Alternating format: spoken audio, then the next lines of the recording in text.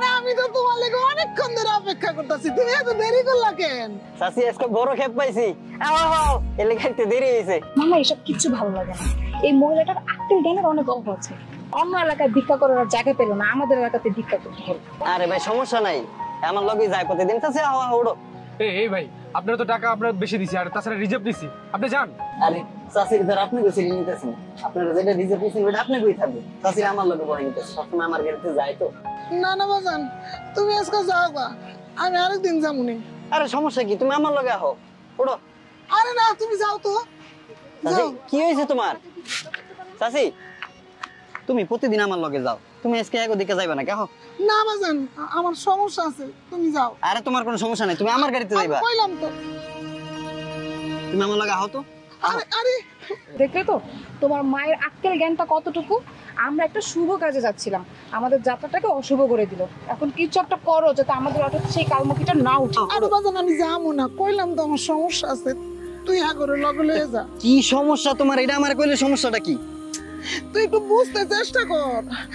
আমি তো যাই, আজকে না গেলে কি হবো, তুই যা না। আমি বুঝছি, আমি খুব ভালো করে বুঝছি এই যে একটা ঘটনা আছে, তুমি আমার সত্যিটা কইবা নাকি?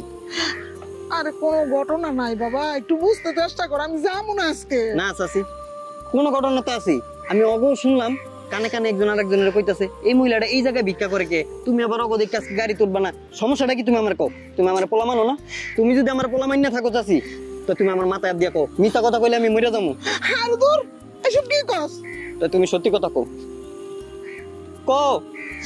বাজান তোর আমি কি কমু, তুই জায়গায় লয়ে যাইতাছস, ওই যে ওই কুলাঙ্গারটারে আমি আমার পেটে ধরছি,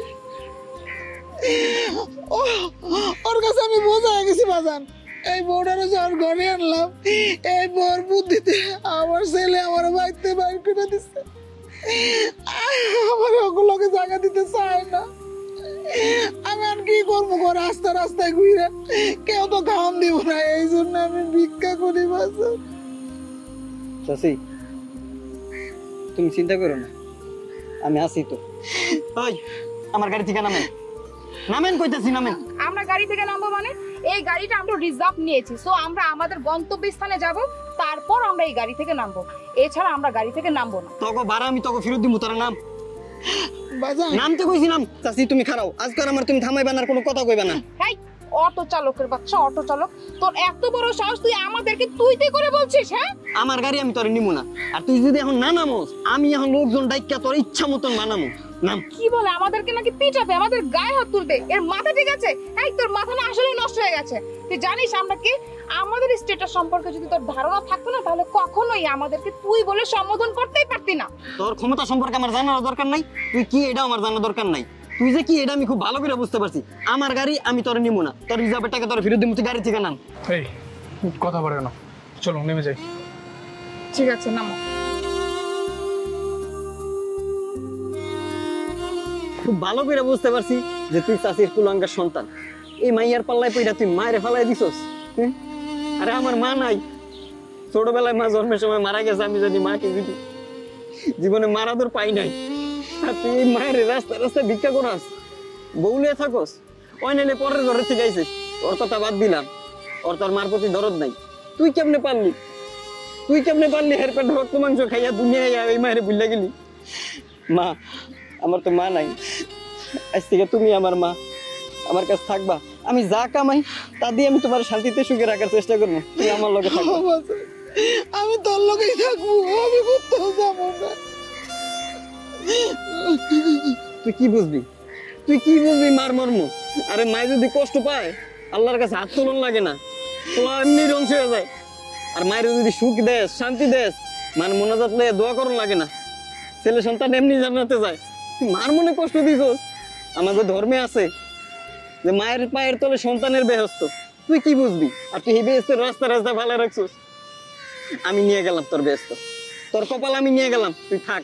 তোর একদিন সন্তান হইব, এই ওরও একদিন সন্তান হইব।